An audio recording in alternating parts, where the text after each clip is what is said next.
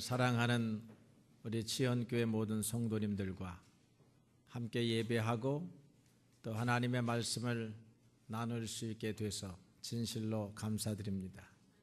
특별히 아프시다가 이렇게 병원에서 퇴원하신 분들이 있어서 감사하고, 또 지난주에 얼굴 안 보여주셨다가 이렇게 또 얼굴 보여주신 분들 계셔서 감사합니다. 주님의 놀라우신 은혜가 우리 모든 이들과 함께 하기를 원합니다. 여러분들이 삼국지를 다 읽어보셨는 줄로 압니다. 삼국지에 전설적인 영웅인 관우장군이 있습니다. 관우장군에게는 두 가지 타의 추종을 불허하는 무기가 있었습니다. 하나는 하루에도 천리를 달린다라고 하는 적토마입니다. 또 하나는 하늘의 청룡이 직접 내려와서 자기의 피를 뿌려 주어서 그 피로 불에 달군 쇠를 담금질을 해서 만들었다고 하는 청룡 언월도입니다. 천리를 달리는 적토마는 그 빠르기가 타의 추종을 불허했고, 이 관우장군이 들고 다니던 청룡 언월돌은 그 무게가 82군, 오늘날의 무게 단위로 환산을 하면 거의 50kg이나 가까운 그런 칼이었습니다. 관우가 적토마를 타고 바람처럼 달려서 청룡 언월돌을 한번 휘두르면 적장의 목은 단번에 떨어지고, 그리고 싸움은 쉽게 끝나버리곤 했습니다. 이 삼국지에 따르면 관우는 인간 영웅이었습니다. 적토마는 힘이 세고 거칠어서 다룰 사람이 없었지만 관우 앞에서는 이 적토마가 언제나 고분고분했다고 하는 것이고, 50kg짜리 청룡 언월도는 누구도 쉽게 들을 수 없는 칼이었지만 관우는 한숨에 번쩍 들어서 솜털처럼 휘둘렀으니 가히 그 능력이 과장이 됐다 할지라도 우리가 참으로 쫓아갈 수 없는 능력이다, 그렇게 생각합니다. 오늘날에도 영웅을 기다리는 시대입니다. 월드컵의 영웅을 기다립니다. 축구 선수로 말하면 차범근 선수가 그 다리의 허벅지가 보통 사람의 가슴 두께와 같았다고 하는 전설이 있고, 또 그리고 우리가 잘 아는 박지성 선수의 심장은 지치지 않는 산소통을 달고 있는 심장과 같아서 어느 누구보다도 빨리 뛰고 열심히 뛰었다고 그렇게 알려지고 있습니다. 그래서 모든 사람들은 그런 능력을 갖고 싶어 합니다. 그런 머리, 그런 재력, 그런 권세, 그런 능력, 이것이 오늘 우리들이 바라보는 인간의 꿈이라고 생각합니다. 그런 능력을 갖기를 소망하고, 혹시 그런 능력을 가지지 못했다고 하면 그런 능력의 사람들을 자신과 동일시하면서 대리만족을 느끼는 것입니다. 모두가 영웅을 꿈꾸는 이 시대에 하나님의 말씀은 우리에게 다른 은혜를 허락합니다. 다시 한번 오늘의 말씀을 읽으면, 여호와께서는 말의 힘이 세다 하여 기뻐하지 아니하시고 사람의 다리가 억세다 하여서 기뻐하지 아니하십니다. 하나님은 그런 힘센 말과 빨리 달리는 다리를 가진, 그런 능력을 가진 사람 자체를 기뻐하는 것이 아니라고 하는 것입니다. 어찌 보면 믿음의 사람들은 하나님의 기뻐하심을 입는 사람이 되어야 할 것입니다.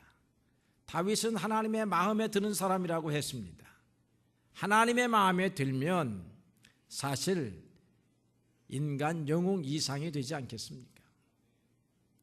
그런데 하나님의 마음에 드는 사람은 부지런히 연습해서 힘센 다리를 갖고 열심히 준비해서 튼튼한 마병을 준비하는 군대가 아니고 여호와를 경외하는 사람, 여호와의 인자하심을 바라는 사람들이라고 그렇게 말해주고 있습니다. 이런 사람들은 인간의 영웅적인 능력을 가진 사람들은 아닙니다. 아니 어찌 보면 인간 영웅들 앞에서 무능력함을 철저하게 한탄하는 그런 사람일 수가 있을 것입니다. 그래서 그런 무능력이 철저히 깨닫고 하나님의 도우심을 바라는 사람을 하나님이 기뻐하시는 것입니다. 하나님, 나는 능력이 없습니다. 오직 나의 능력은 주님뿐이십니다. 하나님만이 나의 산성이시오 나의 반석이십니다. 나의 피할 바위십니다 라고 고백하는 사람들입니다. 이런 사람들은 인간의 능력을 포기하고 하나님 편에 서서 하나님의 능력을 힘입은 사람들입니다. 성경에도 영웅들이 많이 나타납니다. 아마도 구약 성경에 나타나는 영웅은 모세와 다윗이 아닐까 그렇게 생각해 봅니다. 그러나 이 모세도 한때 애굽에서 최고의 학문을 배웠고 무예를 사용했습니다. 그의 지혜도 애굽의 왕이 되기에 부족하지 않았다라고 그렇게 전해져 옵니다. 그런데 그것은 이 모세에게 하등 도움이 되지 않았어요. 이런 것을 사용해 보지도 못하고 그는 광야로 쫓겨가는 몸이 되어버리고 말았습니다. 그의 기억력이 가물가물하고 다리와 팔에 힘이 빠졌을 때쯤인, 그래서 자기 몸 하나도 지탱하기 어려운 80의 나이에 하나님의 부름을 받습니다. 하나님이 단순히 너를 사랑하겠다라고 하는 부름이 아니라 내가 나의 일을 해주어야 하겠다라고 하는 것입니다. 그것은 양떼를 지키고 양떼를 보호하는 정도가 아니라 저 강력한 대제국 애굽 땅에서 신음하는 내 백성 200만의 사람들을 데리고 나오라고 하는 것입니다. 모세의 머리로는 이해할 수가 없었습니다. 어떻게 내가 저 세계의 대제국인 이집트에서 신음하는 내 백성을 구원할 수가 있겠습니까? 그는 하나님 앞에 결론적으로 이렇게 말합니다. 다른 사람을 보내시옵소서. 모세가 아마 30이 되고 40만 되었어도 한번 해보겠습니다 라고 말할 수 있었지만 그의 나이는, 그의 가물거리는 기억력은 겨우 지팡이에 의지할 수밖에 없는 기력을 가진 노인의 신분으로서는 다른 사람을 보내는 것이 최선의 방법이라고 생각을 한 것입니다. 그런 모세가 결국은 하나님의 부름을 받고 이 출애굽의 여정을 시작하고 하나님의 놀라운 능력을 힘입어서 그들을 새로운 땅으로 데리고 나오는 불세출의 영웅이 되었다라고 하는 것입니다. 다윗은 골리앗과 마주서게 되었습니다. 사울 임금이 다윗에게 자기가 입던 갑옷과 칼을 주었지요. 그런데 다윗은 어린 소년이었기 때문에 작년에 덩치가 좋은 사울 왕의 갑옷이 맞지를 않았습니다. 그리고 그것이 번거로웠습니다. 그는 갑옷을 던지고서 골리앗 앞에 섰다라고 하는 것입니다. 갑옷의 무게조차도 힘겨워했던 소년 다윗이 어떻게 골리앗을 쳐볼 수가 있었겠습니까? 하나님이 원하시는 영웅은 자기의 힘을 의지하는 사람이 아니고 전능하신 하나님의 은혜를 기다리는 사람이라고 하는 것입니다. 골리앗은 칼과 창을 가지고 나아왔지만 다윗은 여호와 하나님의 이름을 가지고 나아갔다는 것이지요. 하나님의 능력을 힘입었다는 것입니다. 하나님이 도와주시지 아니하시면 인간 영웅 골리앗에게 질 수밖에 없다는 것을 알고 하나님의 이름으로 나아갔다라고 하는 것입니다. 머리를 숙이고 누워있던 이스라엘 장군들은 자기 힘으로 골리앗을 이길 수 없다고 하는 사실을 알았기 때문에 그들은 머리를 숙이고 있었고 일어서지를 못했습니다. 그러나 하나님이 그들에게 힘 주시면 이길 수 있다라고 하는 사실을 그들은 그렇게 신앙을 배우고도 알지 못했다라고 하는 것입니다. 다윗은 시편 23편 4절에서 우리가 너무도 잘 아는 이런 고백을 합니다.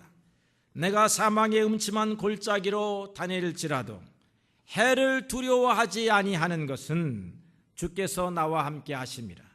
주의 지팡이와 막대기가 나를 안위하시나이다 고백했습니다. 많은 인간 영웅들은 이렇게만 전반부만 고백합니다. 내가 능력이 있으므로, 내가 세계 제1의 무사요 용사이므로, 내가 사망의 음침한 골짜기로 다닌다 할지라도 결코 두려워하지 않는다.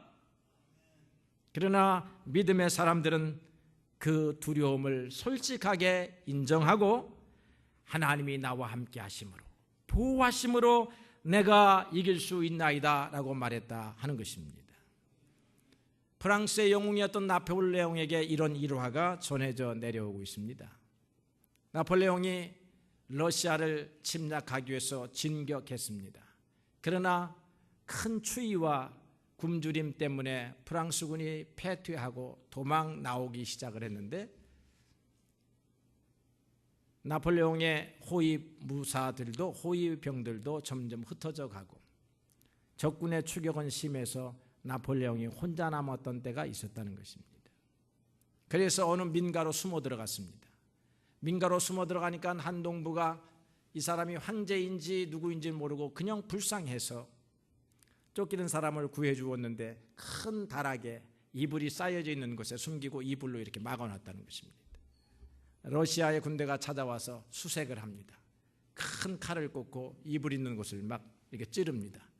용케 다행히 들키지 않아 가지고 러시아군은 도망가고 돌아가고, 나폴레옹을 나왔는데 얼굴이 새하얗게 질려서 나왔다는 것입니다. 그래서 이 농부가 차를 한 잔 주면서 누구신지 모르지만 고생 많이 하셨습니다.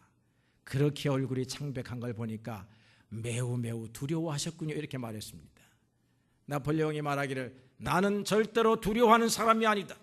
나는 프랑스의 황제니라. 네가 이것을 모르느냐. 그렇게 큰 소리를 쳤다라고 하는 일화가 있어요. 제가 꾸며낸 얘기가 아니고. 그래서 그것을 보면서 인간 영웅들은 솔직하게 두려워했다라고 하는 말조차도 못하는 것이 인간의 영웅들이라고 하는 것입니다. 그러나 다윗과 같은 영웅은 내가 사망한 음침한 골짜기에서 죽을 뻔하였으나 하나님께서 나를 지키시고 보호하시고 안위하심으로 내가 살았나이다 라고 고백하는 거예요. 그래서 세상의 역사, 인간 영웅의 역사는 다 거짓입니다. 성경은 진실한 책이에요. 다윗의 두려움이 나와 있고, 다윗의 범죄가 나와 있고, 아브라함의 두려움이 나와 있습니다. 믿음의 영웅들, 모세가 하나님 앞에서 두려워 벌벌 떠는 모습을 보여주는 것이 성경이지요. 우리는 두려워하는 존재입니다. 두려움은 우리에게 문제가 아닙니다. 두려움을 인정하고 어디로 갑니까? 하나님 앞으로 갈 수 있는 길이 두려움을 느낄 때입니다. 그때 우리는 하나님의 도우심을 받을 수 있다라고 하는 것이지요. 신약시대의 영웅은 베드로와 바울입니다. 베드로를 한번 보면 베드로는 단순히 고기 잡는 사람에 불과했습니다. 부자도 아니었습니다. 지식이 많은 사람도 아니었습니다. 세련된 사람도 아니었습니다. 한마디로 말하면 무식한 사람이었습니다. 베드로의 이력에 붙을 것이 없습니다. 명함을 만들면 쓸 것이 없습니다. 베드로를 설명하는데 무슨 대학을 나오고 무슨 가문이며 열거할 것이 하나도 없는 사람입니다. 그런데 베드로가 신약의 영웅이 되었습니다. 주님의 제일 가는 제자가 되었습니다. 왜 그랬을까요? 우리가 사도행전 3장에서 한 가지 단서를 발견합니다. 베드로와 요한이 기도하러 성전으로 들어갑니다. 성전 여러 문 가운데 미문이라고 하는 곳이 있습니다. 미문에 한 안진뱅이가 앉아서 구걸합니다. 구걸하여 이 사람 저 사람에게 구걸하다가 베드로의 눈과 마주쳤습니다. 선생님, 나에게 먹을 것을 주십시오라고 하는 그에게 베드로는 은과 금이 없는 것을 알았습니다. 그를 구원할 수 있는 은, 금, 먹을 것이 자기에게 없는 것을 알았습니다. 그러나 자기에게 있는 것을 알았는데 그것이 바로 능력의 이름 예수 그리스도의 이름이었습니다. 은과 금은 내게 없거니와 내게 있는 것으로 내게 주노니 곧 나사렛 예수의 이름으로 일어나 걸으라. 나사렛 예수의 이름이 능력의 근원이라고 하는 것입니다. 주머니에는 돈이 없습니다. 오늘 내일 아침에 먹을 거리가 떨어졌습니다. 그러나 우리를 사랑하시는 주님 예수 그리스도의 이름이 우리의 삶의 근원이요 능력이라고 하는 것이지요. 이걸로 다른 사람을 돕습니다. 이걸로 사업하고 일어섭니다.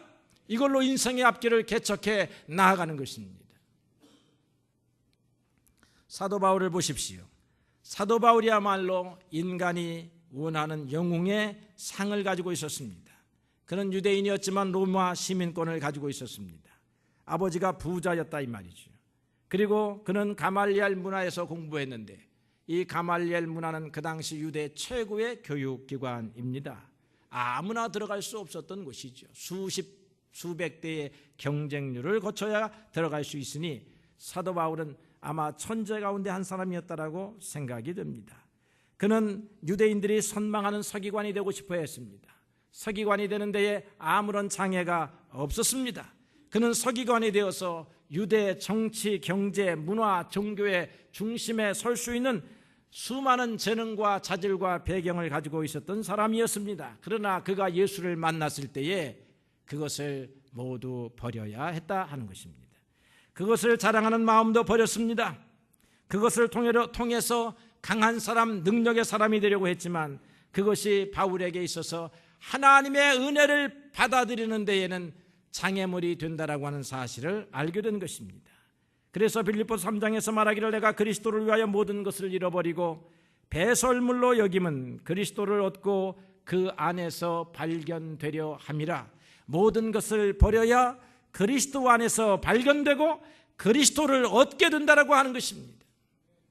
여러분의 교만, 여러분의 배경, 가지고 있는 재능을 내려놓아야 그리스도와 하나가 된다라고 하는 것입니다. 그리고는 그는 위대한 진리 하나를 깨닫습니다. 그것은 내가 약할 때에 강함이라. 바울이 육체의 가시를 놓고 기도했습니다. 주께서 바울에게 이르기를 내 은혜가 내게 족하도다.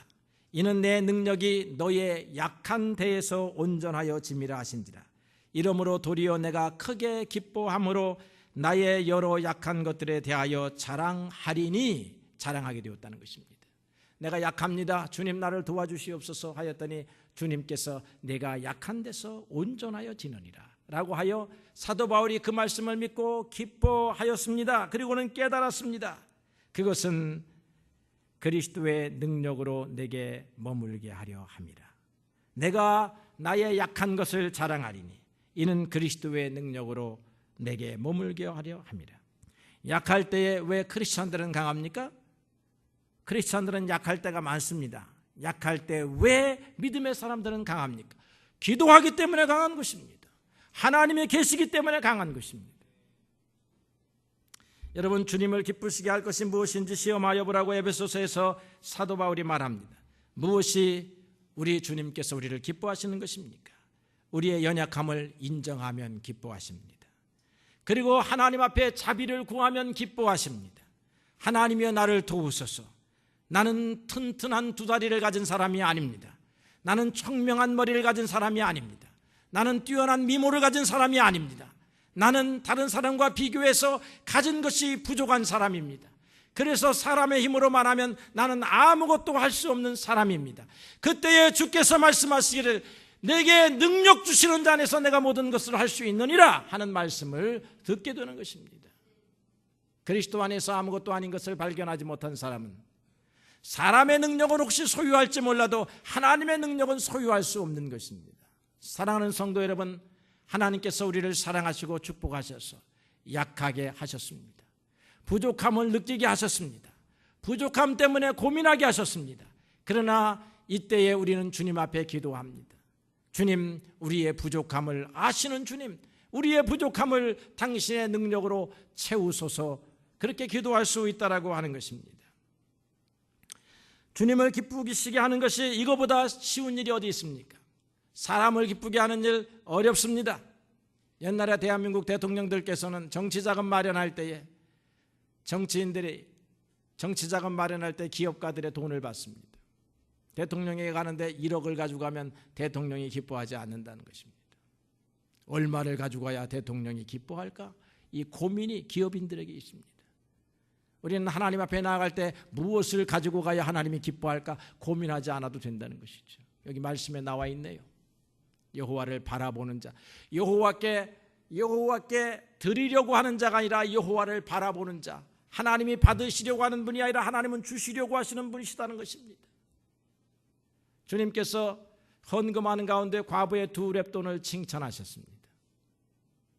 대통령들은 동전 두입 가지고 가면 아마 그 자리에서 경을 칠 것입니다. 우리 주님은 동전 두입을 가지고 나아가도, 아니 빈손으로 나아간다 할지라도 주님, 우리는 가진 것이 없습니다. 우리는 주님 드릴 것이 없습니다. 그러나 주여 내 마음을 드리오니 나를 불쌍히 여기소서, 나를 가상히 여기소서, 나를 돌아보소서 하는 그 마음 가지고 가시면 주님께서 기뻐하시고 하늘의 창고를 여시고 여러분의 부족한 부분을 채우신다라고 하는 것입니다. 우리 지현교회가 믿음 안에서 약한 교회이지만 하나님 앞에 기도함으로 나아가는 교회가 되기를 원하고, 사랑하는 성도 여러분, 많은 문제점들을 가지고 있지만 주님 앞에 기도하고 주님의 능력을 힘입는 우리 모든 성도들이 되시기를 주님의 이름으로 축원합니다.